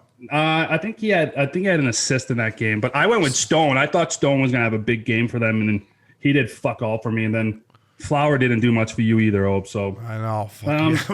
He had an apple. I mean, he almost did. He had an apple. He had an apple for the wrong team. Hey, to our listeners out there, listen, we only got 81 people. Let's come support the boys and this stuff. We need yeah, we got to guys. do better. Come I got to on. support it. Too. This is fun. Get in there on a fucking Thursday, Friday night. People it up was in Canada. Friday, actually, too. Can people in Canada play? Yeah. Yes, they can. Come on Yes, up there. We they need you. can. Let's go. We need you. We need you. Yeah, we need Come you play the guys. boys. And you Come know, play it's the fun. boys. It's fun when you got to try to figure out that GM position, and like guys like Alex Tuck and Suzuki, those are the guys you put in your lineup. And I think all those guys that were ahead of the leaderboard had them in their lineups. And Cole Caulfield's the other guy that had a good top titty week, and he's looking good. I like Cole Caulfield's game. He looks like he's belongs in this league, and he's doing it in the playoffs. I agree. He's going to be a DraftKings just absolute smasher over the years. He's going to put up some heavy numbers, fantasy points. Yeah, 100%. He's playing unbelievable. So who won it again, Hazy? What was our guy's name that won it? Wingland 15. Wingland 15. He was our. And he's fucking this week. All right, so he had Carey Price, 48 points. That guy. Oh, Petry got me 23 points. Yeah. He had Petrangelo, got him 21. Oh, he had Josh Anderson, 23. Josh Anderson was a good play. Tuck, 14 points. I had mean, Tuck if too. If Fleury doesn't let that last goal in, I mean, Fleury Fleury fucks me here. I might have been in the mix. Fleury gets a shutout, right? Fleury gets me 8 points. If I get him in the mix, I'm right there. I had Shea Weber, 1 point. Come on, Websy. No block shots or. I mean, shit. He almost. I mean, He's not doing much that night. He tried to beat up what's his name after he smoked that kid. No, he tried to kill McNabb.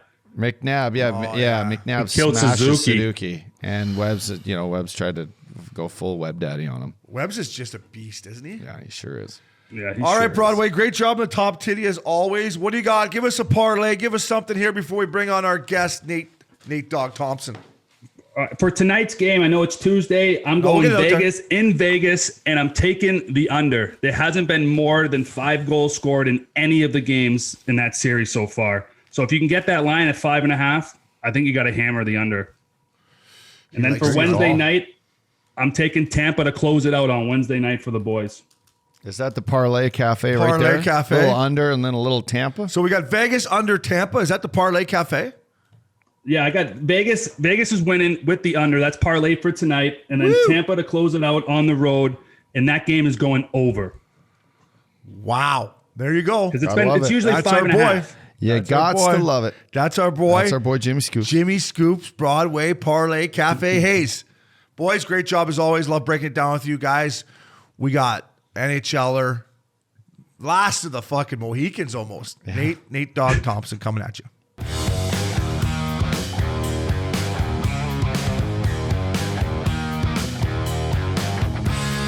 Breaker.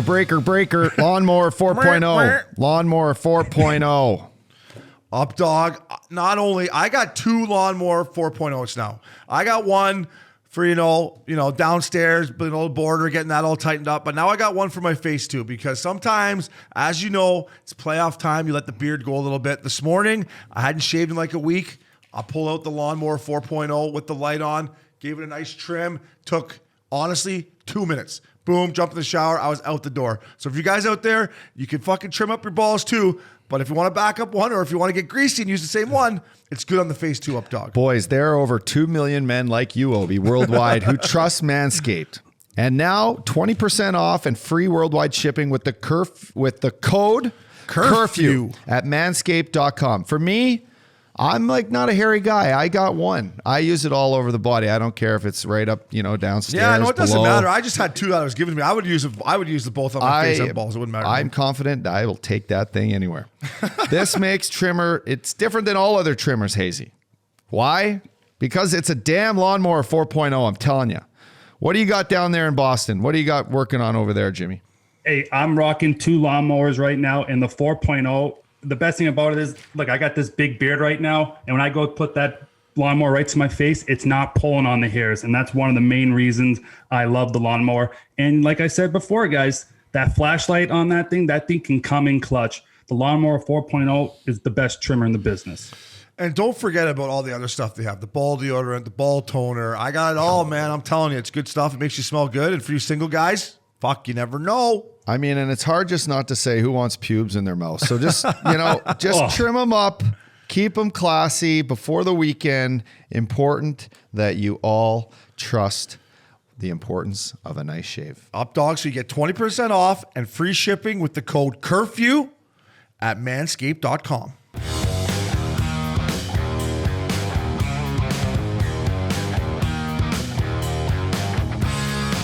Welcome back to Missin Curfew. Updogg, Scoopsy, a fucking dying breed. One of the last fucking beauties, I think, out there still snapping around. Just a grizzled beard on him. Always got a beard, going yeah. no bucket and warm up. I saw him going no bucket up there with no fans. The hair slicked back. 811 matches. I was going to say, wouldn't you? I wouldn't care if there's a fucking anyone in that Yeah, no bucket. I know. Our boy, Nate Thompson. Tomer, what's up, fella?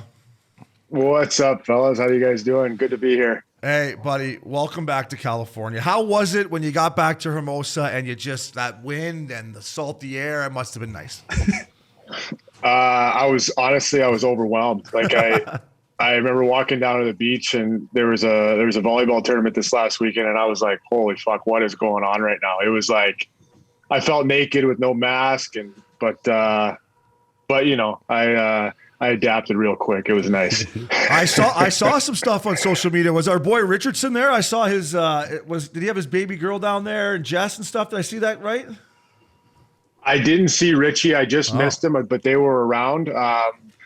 I'm actually going to be working out with Richie this summer. Him and Louie and Carts and those guys. So I'll be seeing him quite a bit. Yeah, he's a beauty. You and him are like the last two guys that get the nose in the face-off circle and get right in there. Well, they learned from Stoli. The fucking Stoli had the boys in Hermosa and Manhattan Beach fucking getting their face in there since day one. Hey, Stoli didn't mind cheating on the face-off. Stoli didn't mind cheating on the face-off. If you ain't trying, O'Brien. And he was just too good of a guy to kick out of the dot. That's what Tomer is right now too, eh? We're gonna get into face-offs with Tomer. Tomer, me and Uppy, we've been hard on the North Division, fella. We've been hard on it all year. We've been hard on just everything that went through. Division. Take me back to the start of the season when you realized that, hey, we're only playing in Canada. We don't have any fans. You're a veteran guy. Just how did you have to adjust on the fly to be like, wow, this is actually NHL hockey this year? Yeah, I mean, it was one of those things, I think, that where I honestly didn't know what to expect going into it. And I'm not going to lie. I mean, it was tough. I mean, you're playing the same team 9 times, however many times we play each team, and you're, no fans every night. But, it's still the National Hockey League. You're still in the show, and, you're still getting a good paycheck. And, it was an adjustment for sure. But I think, after a while, you kind of just get in the groove of things like you do any season, right? You just get in the, you get in a rhythm and you play, and, condensed schedule and all. And, it was fine. I mean, obviously it wasn't what was going on in the US, but we made do. Yeah. Tomer, as a veteran guy, you make a great point as you guys tell them, but at the start of the year when you're trying to did you have to do more as a veteran guy in the dressing room? Because I've been in the dressing room with you. It was in San Diego when you're down at conditioning, but you're a chattery guy. You get to get the boys fired up. Did you have to do more of that early to be like, boys, I know this doesn't feel normal, but like you said, we're still in the NHL. We're still National League. We're still getting paid. Let's fucking get her going. Yeah, I was. I think early on, I mean, whenever you're a new guy on the team, you kind of just try to, feel out the room, feel out the guys a little bit. And then after a little while, I like to, chum it up with the fellas in the room and, have a good time and get some pranks going and, just kind of loosen the guys up. And I think, once we did that, because it was, and I know it sounds like all coaches say it, you have to create your own energy, but fuck, we really did. We really did have to have a good time in the room, joke around on the bench. I think we were guys were always joking around on the bench. That's one thing I remember about this team this year. It was loose on the bench, which was fun. Yeah. And I think that was kind of a way to kind of get through it a little bit with no fans. What about the fans? I know you guys COVID protocol through the year, you couldn't really do much, but did you see fans out at dinner at least in Winnipeg because when I think about Winnipeg, Tomer, the two things I was like, well, the fans, and at least you got the Earls girls. If they were allowed to go. Yeah, what was I was like, if I signed in Winnipeg, all right, I got the fans there at fucking sold out barn, and there's Earl's Girls. But if there wasn't that, It's Sharkies. you know, if there wasn't that, Tomer, let's just like, I don't know, how was it? How was the COVID protocol? Did you see any of the fans or not really? Not really. I mean, fuck, it's funny you mentioned Earl's, man. Like, if I should have bought stock in that place this year, because I ordered from fucking Earl's so many times, and I was like, God, I wish I could have been I wish I could have been there live, you know? Can't even go pick it up. Can't even walk in. I can't even, yeah, exactly. Dude, it'd be nice if one of the Earl's Girls dropped it off for you, though. Hey, like, hey, here you go. That would have been a nice touch. Nice touch. Yeah, no, I mean, obviously you see fans driving around with Winnipeg license plates on, flags coming out of their cars and stuff. But no, we really didn't see much. The only time we really saw fans was when we beat Edmonton in that game 4 last game in triple overtime. There was cars wrapped around MTS Center, and that was like I left the rink at probably like 2:45 a.m. and they were still wrapped around the building and honking horns as we were pulling out. And like, can only imagine, like, fuck, if we win that game with a sold out barn, I mean, that roof's blowing off there. So, I mean, yeah, I mean, that was one of those things where, like, we were all sitting there after we won that triple overtime game. We're like, fuck, can you imagine if we had fans tonight? Like, this place would have erupted, you know? So the fucking barn, the roof would have blew off that place. Oh yeah. But what are you going to do? Yeah. There wasn't a whole lot of fans around. That's for sure. Hey, Tomer, you talk about back-to-back games, and me and Uppy, and we talked about that series, and it's special. I said, guys, I know it's a different season, but playing back-to-back games should not happen in the playoffs. And you guys did it, and then sure enough, you go in that triple overtime game. Like, were you guys thinking about that at all? Like, before that back-to-back game, like, fuck, if we get caught out here that long? Because I felt bad for you guys out there, man. Like, guys were looking tired. Yeah, no, I mean, I don't think anyone really thought about it until after the game. We were like, fuck, of course, back-to-back, and then we go into triple overtime, you know? But I don't think anyone was really thinking about it, to be honest. I mean, it was just one of those things where it's already been a pretty, weird season. Why not add a back-to-back in the playoffs, you know? So it was kind of like one of those things, like, just roll with it. And boys were, we definitely got a couple days off after that one, which is nice.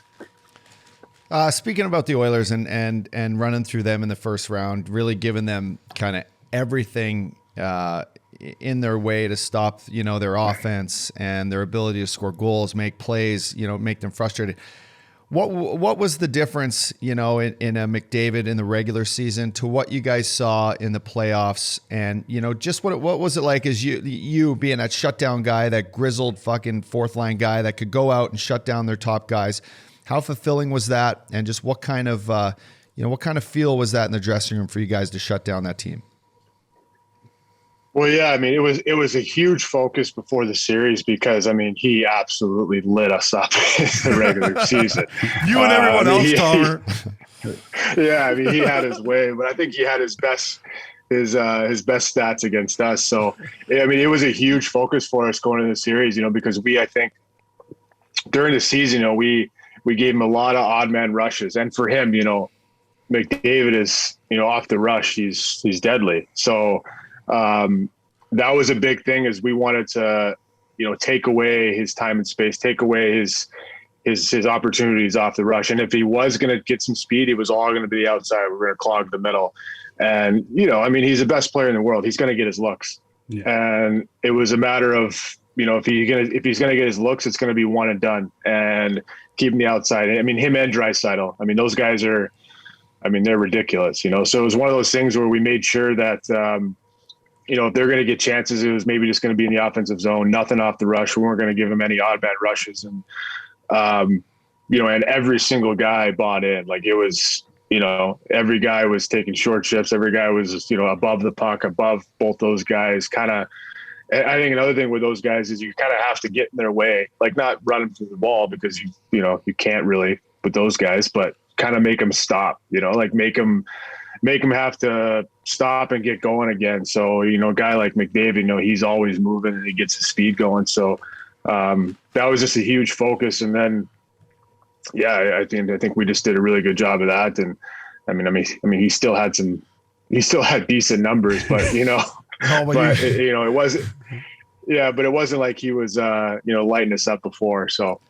No, I listen, I agree. I took some heat on Twitter after your series coming out and saying, I spoke my mind. I have a radio show in Edmonton, and I basically came out and said, I'm not going to say word for word. I don't know what the fuck I really said, but it was like, the Edmonton Oilers got outworked. They got outplayed, and in way more areas than just one position. And I said, the goaltending was one. Your guys' goaltending and your defensive play in front of your net was by far better than theirs, and that was a big difference. Also, your depth, and and that's credit to you, Tomer. That's a credit to Paul Maurice, like using 4 lines. The Oilers had nothing. They had no guys to shut down, Scheifele, Wheeler.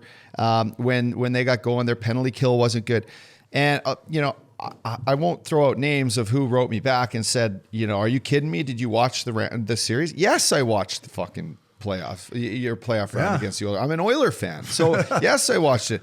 You guys, you should have beat them. Most people had you guys, making it on from the North Division, but you can't play playoff hockey with just, 2 all-stars and a couple great offensive defensemen. You can't. You got to have a full team, Tomer. You've been part of, being a depth guy, a glue guy, a position in hockey that I think is of value and should always be there. We talked about that today, about Tampa Bay's fourth line, the way they play and the way they fucking get in there and they do those. We love the fourth lines here, Tom. We love the fourth lines here. We're fourth line guys, Tom. We're fourth line guys. I love that. So I guess let's just carry on from that. And Obie, I don't know if I'm jumping the gun here, but Tomer, as a fourth line guy, you've held your feet in this fucking league for a long, long time. Ever since I've been here, I remember battling with you in Tampa. I actually lit you up one time. We're gonna fucking have Princey find that. You did fucking. I just had to say that. I remember the hit too. It was probably dirty. It was probably dirty. But Tomer, you've been through a lot lately. Tell me the difference in how you've maintained to keep your game at the level it needs to be to still be effective in this game. You've watched. You watch these young players come and the speed they play with. Every training camp gets faster and faster. What have you done to stay involved? To keep your game up to par and to still be playing, man, like playoff hockey that time of year. Just break it down. Yeah, I mean, it's a good question. I mean, I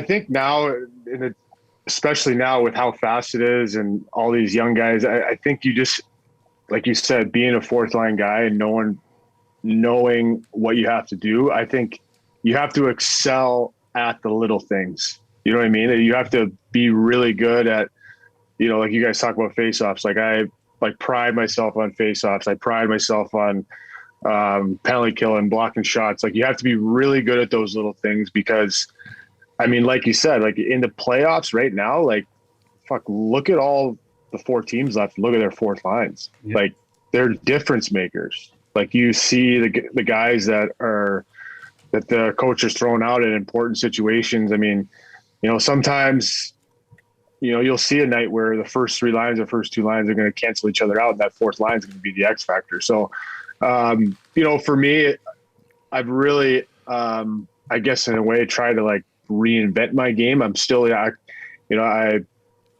work with Adam Oates and I've been doing that for the last few years. So, I think trying to still help my offensive game because I think now, I mean, third and fourth lines, I mean, they got to be able to chip in and score.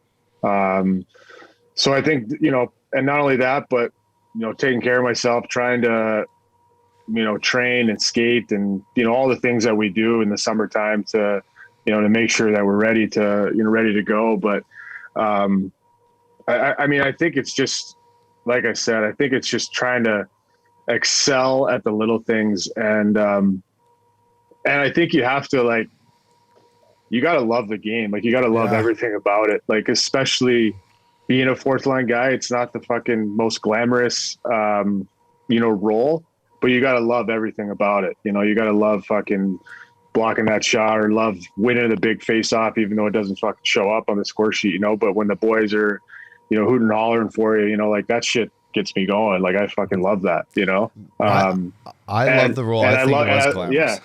Yeah. Sorry, No, go ahead, and Uppy. Tomer, it's fucking huge, and I think this playoff has shown even more. Like throughout the course of the regular season, I think it gets overlooked.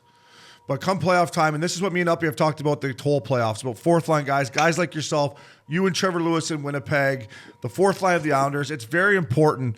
And for me, what you just said, the love of the game is the one thing, and you've always had that. I've only played with you for a little bit, but talk about. I want to ask you about your coach, Paul Maurice, man.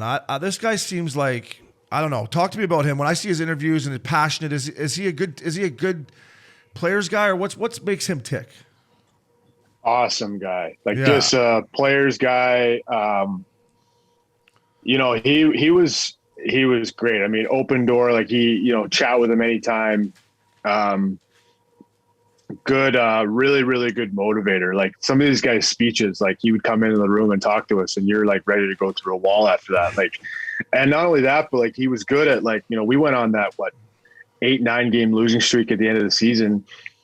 And he was like cracking jokes, like, hey, boys, we're fine. Everything's going to be okay. Like we're a fucking good hockey team and we'll get out of this. We're playing good. It's going to turn, and he was, he had like funny videos he would show us before every game in the playoffs and just really good at, managing the bench too. He'd be one of those guys on the bench, like fucking cracking jokes in the middle of the game. And, at first, none of the guys are laughing. He's like, "What the fuck, tough crowd," like shit, like loosen up, like boys. shit like Loosen that. up. Yeah, like shit like that. Like loosen up, boys. And I really enjoyed playing for him. You can see why he's been a coach for so long in this league, and and a reason why he's been in Winnipeg so long. Guys love playing for him, and I did too. He was great. Yeah, to me, he doesn't seem like that sarcastic coach, Obie. He probably has. And Tommy, but he probably has a sense of humor and knowing just how hard it is, not just to play in Winnipeg, but to play in Winnipeg during, this sort of season and this sort of circumstance. You have to be able to keep things light, and you can't rely on just you or the captains to be the ones like making jokes or making guys feel comfortable or after a bad game, like being able to, what it's like. Good coaches know how to take some of the heat on them. Yeah. Take it off their guys. Yeah. He just seems to like, and it brings me to our last point before we turn over to Broadway. And Tom, we don't want to get you in any trouble here, but the Scheifele hit and the way Paul Maurice described it after the game, when he went, listen, it was a heavy hit. Like I used that the next day because I was like, that's the best way to describe it. It was a heavy hit, but the fucking guy's head was down and Scheifele drilled him. Just talk us through the impact that had on your team, what your thoughts on it, and then we'll turn over to Broadway. Broadway's got some questions for you too. Yeah, I mean, I would love to touch on this, to be honest, because Mark Scheifele, obviously, as you guys know, is not a dirty player, and our best player on our team. Guy loves the game of hockey. Like he is probably the hardest working guy on the team too when it comes to working on his game, and my view on it is, I think I've talked to somebody the other day. Like, I think the way the game is going, I mean, you look at when we started, like, learning how to check, right? When we started learning how to hit, how old are we? Probably 12. Yeah. Right? Yeah. 11, 12 years old. Now it's what, 14, 15? Yeah. And I just don't think, and you're seeing this young wave of kids coming in the league, they don't expect they're going to get hit if there's a big hit coming. Exactly. They just don't see it coming. And I know Jake Evans, and I played in Montreal with him. He's a great kid. And do I think Mark Scheifele should have probably got suspended? Yeah, probably, with the way the game's going. Do I think it should have been 4 games? No. Yeah. I think it goes both ways. I think and I'm sure you guys agree. I mean, I'm old school and a little more traditional, and I think there's an ownership. There's ownership on the puck carrier. Like when Jake comes around the net, he kind of you see his body language. He kind of relaxes a little bit. He kind of he doesn't really think that anyone's coming back to back check him. And could Scheif maybe had to stick out and maybe stick on puck? I mean, maybe, but like fuck. There's a minute left in the game. We're up 1 goal, or they're up 1 goal, and it's a playoff game. Like, exactly. he's trying to stop a goal. And yeah, I'm biased. I was on Winnipeg Jets, but like, I just think that, and I know it's the way the fucking league is going. Like, they don't want to have the big hits from fucking Dog Cherry Rock'em Sock'em anymore. They don't want those hits. But I think occasionally, those hits have to be in the game. Like that's the beauty of hockey is those big hits. And it's like our game is a war. Like you're going to get fucking blown up sometimes. And I think you have to have your head up. You have to be aware of who's on the ice and what's going to happen. And the biggest unfortunate thing is Jake got hurt. Like you never want to see that. You never want to see a guy get hurt ever. And Jake is a great kid and he's going to be a fucking good hockey player. But he'll never wrap that puck around the fucking net like that ever again, really, Tomer. Like, you know what I mean? Like, you never want to see anyone get hurt. I agree, but I mean, it's a tough lesson to learn. But I mean, I agree with, and you said it great, Tomer, and I agree with everything you just said there. Yeah. When he's done putting his body back together. Well, fuck, keep your head up. I know. We've said this over. Yeah, and over. I mean, I've been on.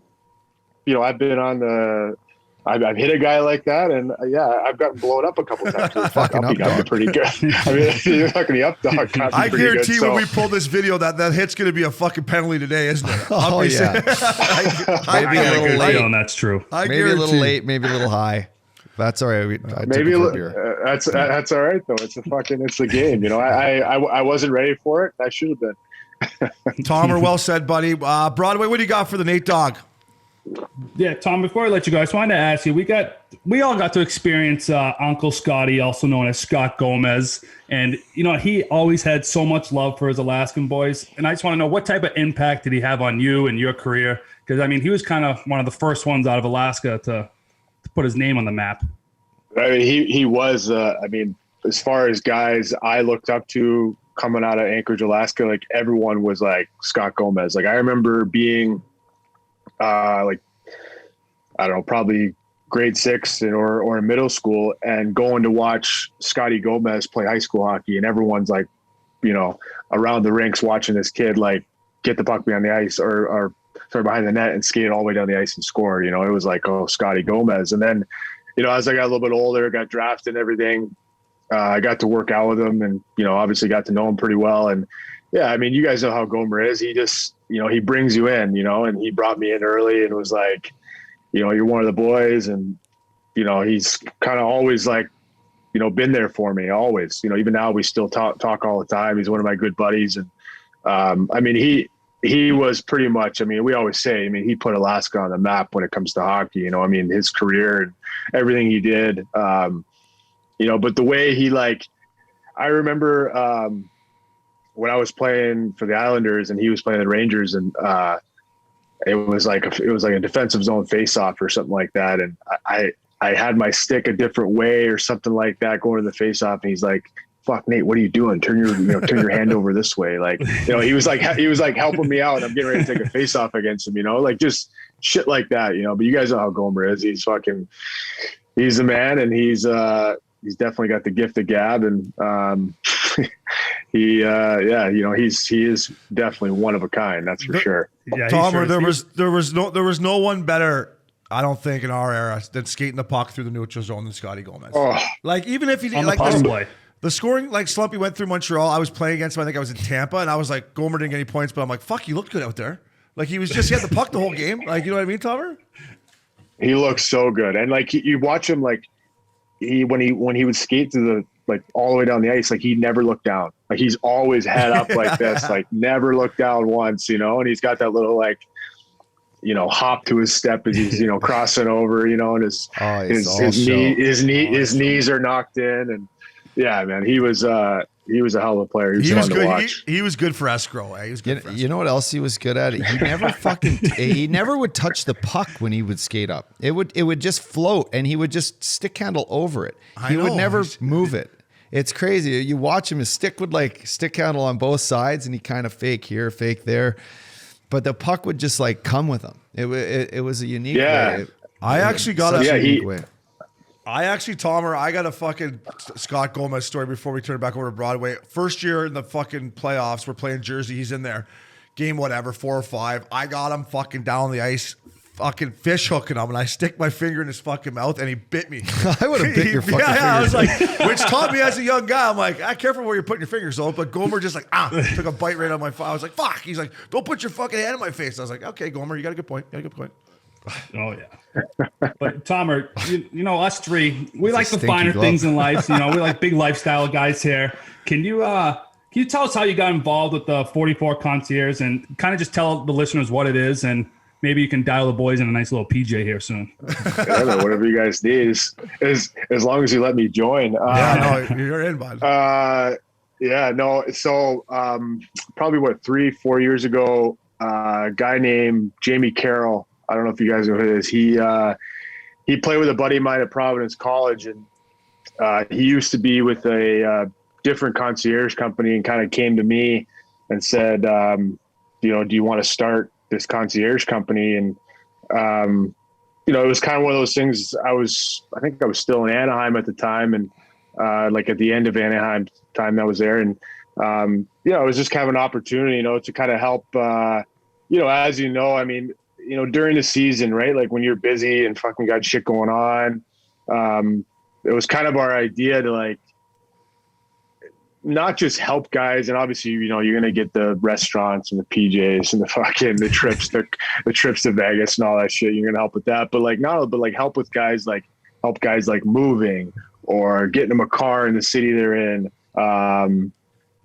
Just day-to-day shit that like sometimes during the season, like when you're in the middle of a grind, you don't want to deal with. Yeah, and, having a guy like Jamie, who does, a lot of the legwork for the concierge company. I know for a lot of guys that are members, like they love it, they use it all the time. And just little stuff, not only even guys with families, like it's if a guy needs a nanny or, something like whatever it is, it's kind of like a basically 24-hour service to help guys with whatever they need, and it's been fun to be a part of and fun to learn the business side of it too.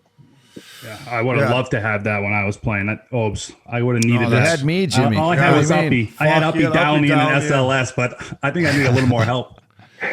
Whatever you needed. Yeah, I mean, Uppy's a concierge company in itself, so you're all right. That's true. Tomer, we love you, buddy. Hey, you're up in Hermosa. How's my old buddy Danny Heatley? Have you seen Heater yet? And if you're trying to stay in the league, that's a guy you probably want to stay away from in the off season. But how's Heater doing up there? I just saw Heater on this last Friday night because boys, we lost a guy. Fucking good old Teddy Purcell got engaged Friday night. Wow. Oh yeah. Wow. So we lost a fellow. Another one bites the dust. He fell off the boat, did he, Bob? We were over at Teddy's because he did it Friday night. So a few of us were over there, and Heater was over there, telling stories from his Ottawa days. Oh, I wish I was there for that. He got 50 and 55. Oh, Heater's he's such a beauty, isn't he? Oh, biggest beauty, man. He was telling stories about fucking playing with Spezza and all this shit, And it was great, man. He's awesome. But yeah, Teddy, have you guys had Teddy on the show yet or no? Teddy was our first ever guest at Action Park Media when we were back there. And the fucking Johnny Blue was flowing, and he was our first guest. It didn't even make it so we haven't had him on. We need to get him back on. We got too drunk, Tomer. You know what's funny about that? In all like full circle is we watched the Tampa Bay New York Islanders match. Yeah. Was it a game? It was fucking game 6 or something. Teddy was there talking all OT with us. He was talking OT. But the fucking interview, it's in the bank somewhere. We got so drunk. Yeah, it didn't really make much sense. We drank a whole bottle of Johnny Blue Label. We were talking about Newfoundland and fucking who knows what we were talking about. I thought it was great. I thought it was great, but I mean that's what happens when you hang out with a Noof, especially him too. What about Stoli Babe? What's Stoli Babe doing up there? That guy's he's fucking got 9 different jobs. What's he doing up there? Is he golfing or what? Yes. Yeah, he's I think he's a member at Bel Air now. I heard that. Yeah, he's a member there. I saw him this last weekend too. I saw a bunch of the boys this last weekend at the volleyball tournament down at the beach. So Yeah, man, Stoley's good. Stoley, you guys know he's a cool character. He's a beauty. He's doing a beauty. well. We used to have 6-man volleyball tournaments there, and Hermosa and I stay at Stoley's house, and just what a weekend. But Tomer, I'll be up to see you. I'm coming up to Hermosa to see you, Heater, Richie, and then we'll have you down at Big Canyon here. Long whenever overdue. Soon. Long overdue. Probably after the 4th, buddy. But hey, proud of you. Keep going. Love that. You're a fucking beauty. Keep snapping them back, and we'll be in touch. Thanks for coming on, buds. Thanks, boys. Thanks for having me. Good to see Thanks, you. Tom. Tomer.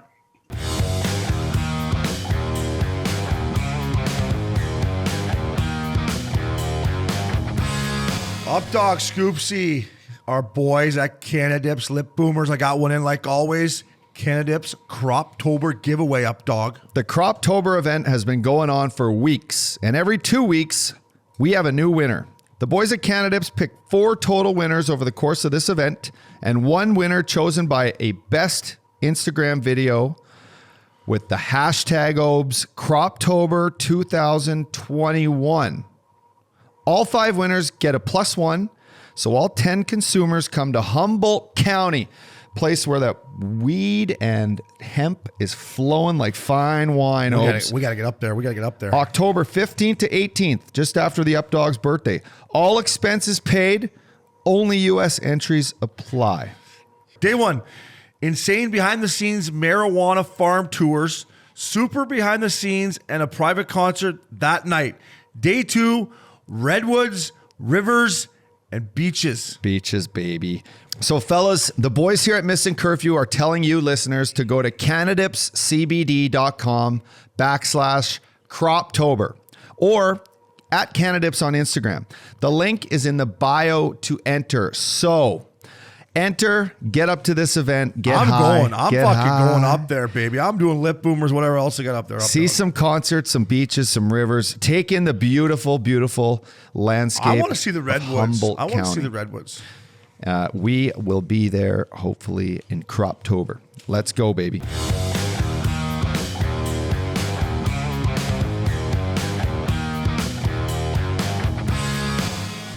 Fellas, thanks to the Nate Dogg, Tomer, beauty. Yeah, my roommate at one point. Roomies. Yeah, he was my roommate in Newport Beach one year. Where? In Newport. He lived with me at C4's place, Cam Fowler's place. So he shacked up in the spare between he and I. We did quite the work that summer. Tomer did one summer with the boys, and next thing you know, he's fucking not drinking anymore, eh? That's right. If you want to hang out with Upshaw O'Brien and Lupo in the off season, buckle up because you're fucking.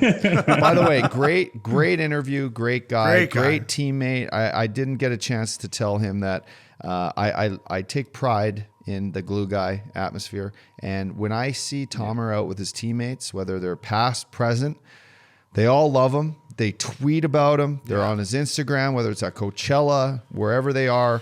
Tomer leaves behind, a good presence in the dressing room. So shout out to our boy for doing that, and everything he's done over the last couple of years. Yeah, Broadway thoughts, great. Scott Goldman's questions, by the way, great questions.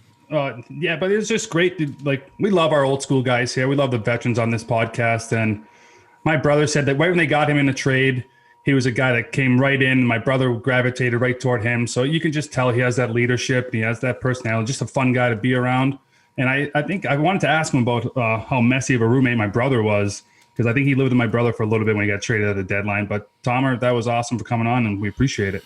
Yeah, Tomer, keep going, buddy. You're a dying breed. You're a good team guy. I got a little taste of that in Anaheim with him, and he came down on a conditioning stint in San Diego. So, Tomer, thank you, buddy. Updogg, to our sponsors, DraftKings, GoodLife, Cannadips, Manscaped, Oura Rings. Thank you for the support. To our listeners, rate and review us. 5 stars. You can chirp us if you want, but give us 5 stars, please. And Uppy. On Spotify or iTunes or YouTube or whatever. We got something fun going on here. What we got? We are calling for our listeners to submit a video to our social or on your social for your Stanley Cup predictions. We want to see who you guys think, this is airing this week. We want to see who you guys think is going to win the Stanley Cup, and do it in a very interesting fashion, whether you're chugging a beer like Milan Lucic or you're ripping a bong like our boy Rick Rowley.